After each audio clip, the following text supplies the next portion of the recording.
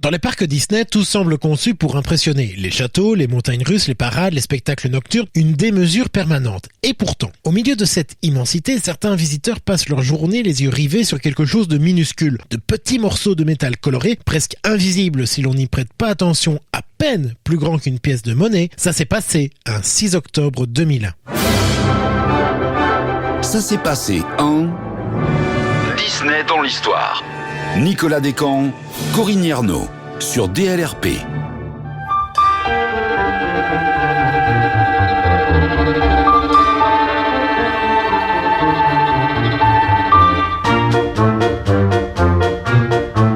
Bonjour Corinne, et cette pratique venue d'outre-Atlantique va un jour traverser l'océan et s'installer durablement en Europe. Bonjour Nicolas. 6 octobre 2001, c'est une date importante pour toute une communauté de passionnés. L'inauguration officielle du pin trading à Disneyland Paris. Dès cet instant, les passionnés vont partir à la recherche de ces petits morceaux de métal. Ils les observent, les comparent, les échangent, les traquent comme on chercherait des indices dans une chasse au trésor. Pour eux, la magie ne se mesure pas en hauteur de château, mais en rareté d'un motif, en souvenir d'une rencontre, en émotion liée à un objet minuscule. Mais comme souvent avec Disney, cette date visible cache une histoire beaucoup plus longue, qui commence plusieurs années auparavant et même à plusieurs milliers de kilomètres de la France. Alors, quand on parle de pin trading, beaucoup pensent que c'est un phénomène assez récent. Mais en réalité, les pins Disney ont une histoire qui remonte très loin. Exactement. En 1955, dès les premiers jours de Disneyland en Californie, ces petits morceaux de métal avaient déjà un rôle. À l'origine, c'était plutôt décoratif. On les portait sur sa veste, sur son sac, pour montrer ses goûts, ses personnages favoris. Un peu comme un badge d'appartenance à un club. Et puis, ils ont commencé à prendre une fonction plus officielle. Dès 1965, les pins deviennent aussi des récompenses pour les cast members. On ne parle plus seulement d'un souvenir ou d'un accessoire, ces pins symbolisent la reconnaissance du travail et de l'engagement.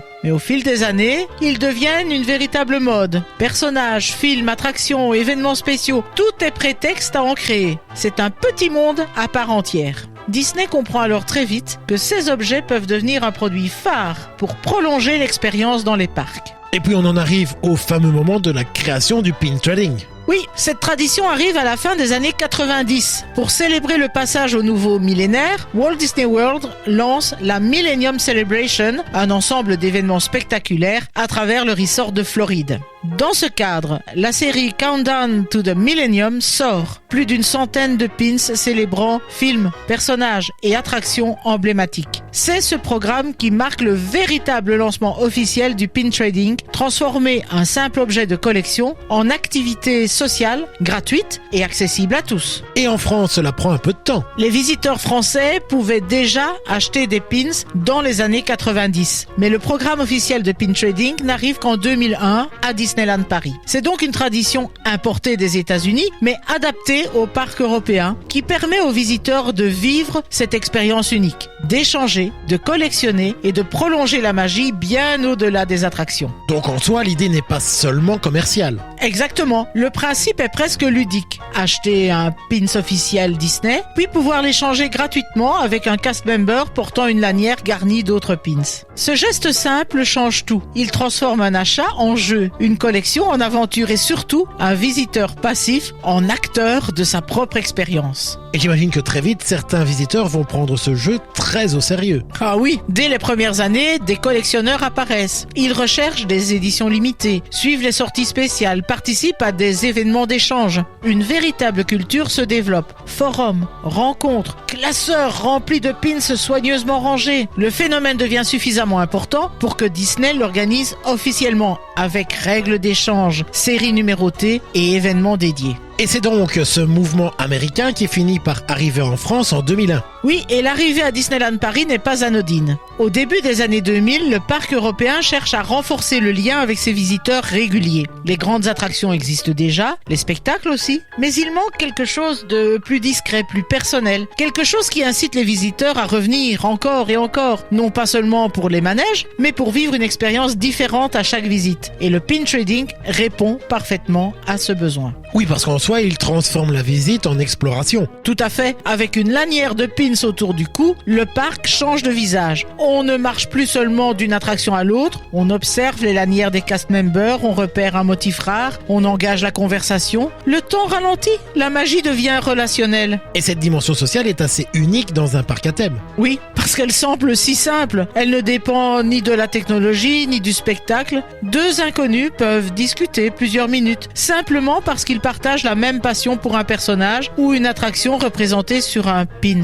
C'est une forme de communauté spontanée, au cœur même d'un lieu touristique. Alors parlons justement des pins eux-mêmes, ils racontent aussi une histoire, non ? Complètement. Certains représentent des personnages classiques, d'autres célèbrent une saison particulière, une attraction disparue, un anniversaire du parc. Il existe des éditions ouvertes, faciles à trouver, et d'autres extrêmement limitées, produites parfois à quelques centaines d'exemplaires seulement. Chaque pins devient alors une trace matérielle d'un moment précis de l'histoire Disney. C'est ce qui fait d'ailleurs un peu écho à notre podcast. Oui, un peu en effet, et un peu comme si on collectionnait le temps en quelque sorte. C'est une très belle image et elle est très juste. Beaucoup de collectionneurs associent chaque pins à un souvenir, une première visite, une rencontre, un voyage en famille, le souvenir d'un film aussi. L'objet en lui-même vaut peu de choses, mais l'émotion qu'il porte est immense. Mais comment le pin trading s'organise-t-il concrètement à Disneyland Paris à partir de 2001 ? Progressivement, Disney met en place des points de rencontre, des événements mensuels et puis des conventions dédiées. Des sorties spéciales attirent des collectionneurs venus de toute l'Europe. Le phénomène reste discret pour le grand public, mais devient essentiel pour une communauté fidèle. Et c'est presque une magie parallèle, invisible pour ceux qui ne la connaissent pas. Une magie silencieuse. Pas de musique, pas de parade, juste un échange, un sourire et parfois une négociation amicale autour d'un petit morceau de métal. Pourtant, pour ceux qui la vivent, c'est une magie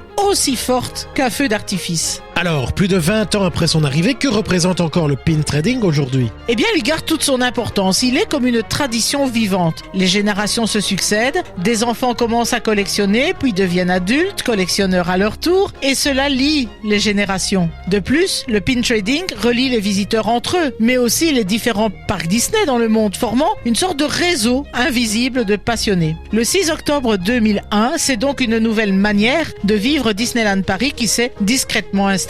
Une magie minuscule, mais infiniment précieuse. Une chose si petite derrière laquelle se cache l'immense histoire d'un souvenir devenu lien, d'un détail devenu expérience. Merci Corinne de nous avoir fait découvrir que chez Disney, la magie ne réside pas seulement dans ce qui est spectaculaire, mais aussi dans ce qui tient au creux de la main. Je vous rappelle quant à vous que vous pouvez retrouver cet épisode ainsi que tous les autres sur notre radio sur dlrp.fr et en vous abonnant à notre podcast sur votre plateforme favorite. En tout cas, ça s'est passé un 6 octobre 2001. À bientôt Corinne. À bientôt Nicolas.